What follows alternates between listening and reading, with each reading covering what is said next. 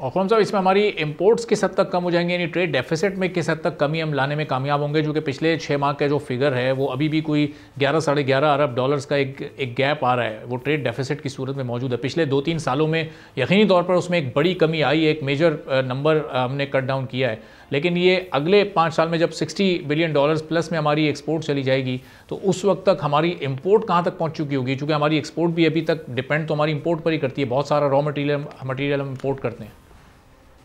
बहुत अच्छा सवाल है आपका।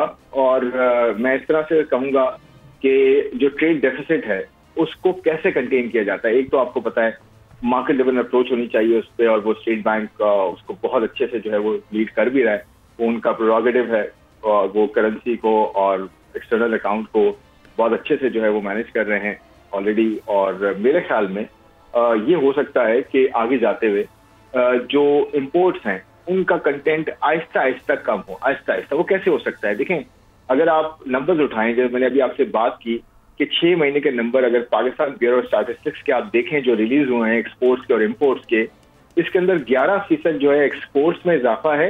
क्यूमुलेटिव 6 महीने की बात कर रहा हूँ, July to December, compare to last year July to December. और इम्पोर्ट्स में 6% का इजाफा है। इसका मतलब ये हुआ कि एक्सपोर्ट्स ज्यादा बेहतर तरीके से बढ़ी हैं बनिस्बत इम्पोर्ट्स के।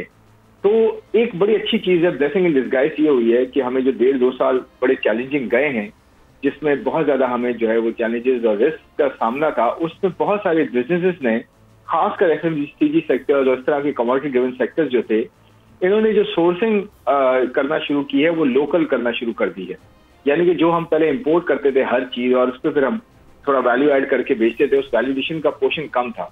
अब ये हो रहा है, कोल हो जाए या एफएमसीजी कमोडिटी प्रोडक्ट्स हो गई और बहुत सारे ऐसे रॉ मटेरियल्स हैं जो लोकली अब जो है सोर्स हो रहे हैं, जो एक अच्छी चीज है कि बिजनेसेस एक तो एक्सपैंड लोकली करें और दूसरा सोर्सिंग लोकल करें, ज्यादा से ज्यादा जितना लोकलाइज कर सकते हैं, ताकि इम्पोर्ट्स पे इन्हिसार कम हो जाए। और मैं खुद इस चीज में, जब मैं प्राइवेट सेक्टर में था तो इन्वॉल्व रहा हूँ कि बहुत सारे बिजनेसेस को जिनको हम एडवाइस करते थे, उन्होंने जो है वो सोर्सिंग लोकल करना शुरू कर दी थी, क्योंकि करेंसी की वजह से बहुत ज्यादा उनको इम्पैक्ट पड़ा था। अब अच्छी बात यह है कि जो पाकिस्तानी करेंसी है वो बड़ा अच्छा स्टेबलाइज हो गई है और उसकी वजह से बहुत ज्यादा कॉन्फिडेंस रीस्ट हो रहा है, ना सिर्फ लोकल इन्वेस्टर्स का बल्कि फॉरेन इन्वेस्टर्स का खास तौर पे। तो मेरे कहने का मतलब ये, जो आप कंटेन करने की बात करें ना इम्पोर्ट्स की, वो तो एक अच्छी बात ये हो रही है कि पहले अगर 75 to 80% जो है वो रॉ मटेरियल आता था, उसमें सिर्फ 10% या 15% की वैल्यूएडिशन होती थी। आज शायद वो कुछ रॉ मटेरियल्स ऐसे हैं कमोडिटीज के जो कि काफी नीचे आ गए हैं, हो सकता है 60 पे आ गए, कुछ 50 पे आ गए, पहले जो 70-80 पे होते थे।